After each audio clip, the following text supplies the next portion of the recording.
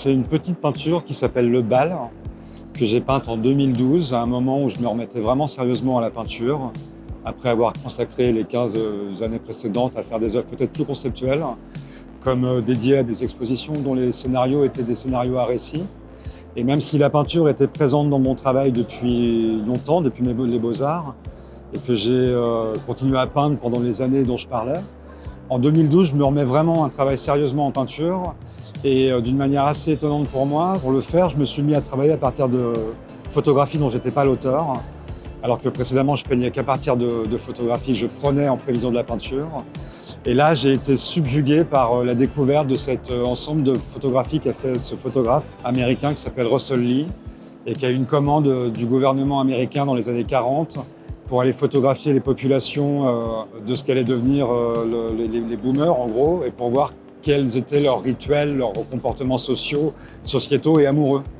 Et donc, il y a une série d'images de bal, dont celle-ci fait partie, et que j'ai utilisée comme une manière de travailler sur une sorte de rhétorique du regard, où, contrairement aux peintures que je faisais avant, le regard ne fixe pas le spectateur, mais se dérobe vers une sorte de hors-champ.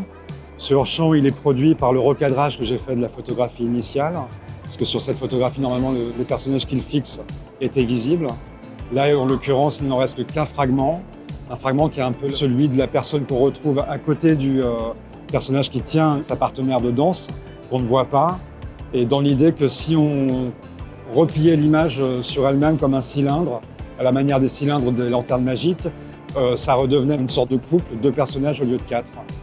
Et donc la peinture joue ce jeu d'être à la fois dans une espèce de vérisme de la chair, du traitement, même de la nature même du tirage initial, qui était très mal exposé dans les images que j'ai découvertes sur Google.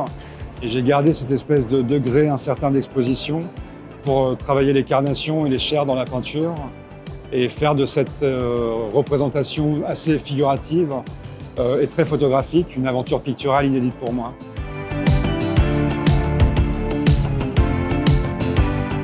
Ça implique une sorte de position soit de curiosité, d'impétrant, de vouloir comprendre ce qui se passe dans la scène et qui ne nous regarde pas directement.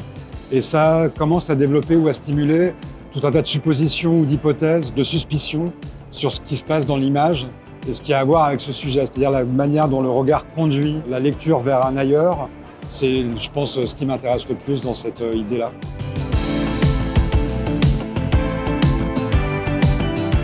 C'est toujours très agréable d'avoir une œuvre montrée dans un cadre aussi génial et prestigieux que le Grand Palais. Je ne suis pas un grand fan des foires. Je pense que c'est l'endroit qui regarde davantage les autres acteurs de la profession. Mais en l'occurrence, là, c'est un stand qui a une nature un peu différente. Les œuvres ne sont pas à vendre. Donc c'est un rappel sur les choses qui peuvent exister dans des rapprochements anachroniques. L'avantage des collections, et notamment publiques, c'est qu'elles peuvent mélanger ça et le rendre public sans être intéressé par autre chose que de le partager et de rencontrer un public plus large. Donc ne serait-ce que pour ça, c'est précieux. Et le fait d'être à côté d'œuvres de manière inattendue, c'est aussi très agréable, même si ce sont des choix qui sont arbitrés par des volontés ou des intelligences qui sont différentes d'un commissariat classique ou de ce que moi je ferais comme rapprochement. Mais je suis toujours très intéressé de voir ce que deviennent les œuvres une fois qu'elles ne nous appartiennent plus.